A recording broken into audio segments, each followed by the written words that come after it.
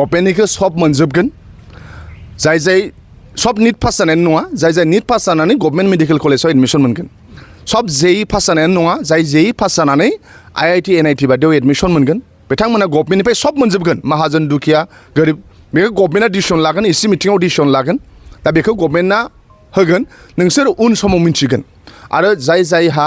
गोरिब गुन्द्रा बेखौ जोंनि बिपिएफ दोलोनि आफादगिरि मानाव गेदेर हाग्रामा महिलारि सारा नायै अनगासिनो दङ दा ओंखायनो आङो गहपुर ओनसोलनि साफ्रोमबो फरायसाफोरखौ नोंथांमोननि चेनेलनि गेजेरजों बेखौनो बुंनो सानो फरायनायाव जुदि मोजांब्ला न'खराव जुदि रांखान्थि आंखालब्ला नोंथांमोनहा गिनो नाङा मानोना नों फरायनायखौ मोजां खालाम नोंखौ अनग्रा जोंनि बिपिएफ दोलोनि राजखान्थिनि आफादगिरि मानाव गेदेर हाग्रामा महिलारि सार दङ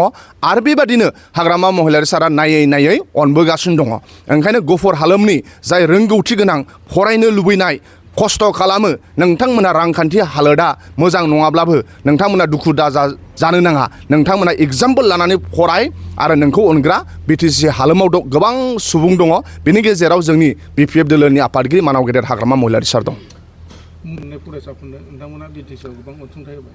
बिटिसि गभर्नमेन्टआ बिसिबां नीट पास जानानै मेडिकेल कलेजाव एडमिशन मोनो बेखौ गभर्नमेन्टआ आगे फिसे होबोदों दा आं सानो देग्लायबो गभर्नमेन्टआबो होगोन जेई पास जानानै इन्जिनियारिं कलेजाव एडमिशन मोननायखौबो गभर्नमेन्टआ हेल्प होबोदों पिएइचडि मोननायखौबो गभर्नमेन्टआ हेल्प होबोदों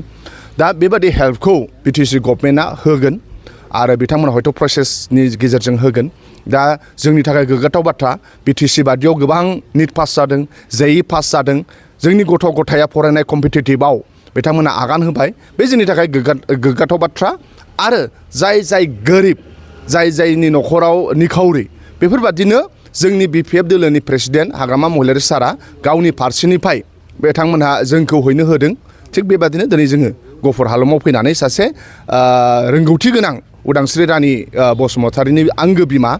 सबिता बसुमतारि बाजैनि आखायाव फैनानै बे 5 लाख थाखाखौ जों होफैदों गहपुर हालामाव बे बिथांमोन बायदिनो गोबां नीट पास जानाय आरो जेईई पास जानाय दंबावो बिथांमोननोबो अनसुंथाइ होबावनो नोंथांमोन मोनसेया जाहैबाय गभर्नमेन्टनिखौ सब मोनजोबगोन जाय सब नीट पास जानायानो नङा जाय नीट पास जानानै गभर्नमेन्ट मेडिकेल कलेजाव एडमिशन मोनगोन सब जेई पास जानायानो नङा जाय जेई पास जानानै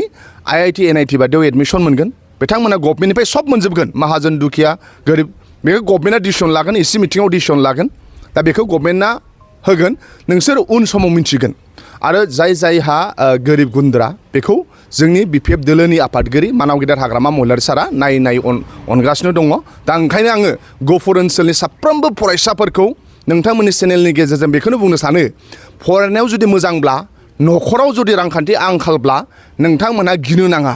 मानोना नों फरायनायखौ मोजां खालाम नोंखौ अनग्रा जोंनि बिपिएफ दोलोनि राजखान्थिनि आफादगिरि मानाव गेदेर हाग्रामा महिलारि सार दङ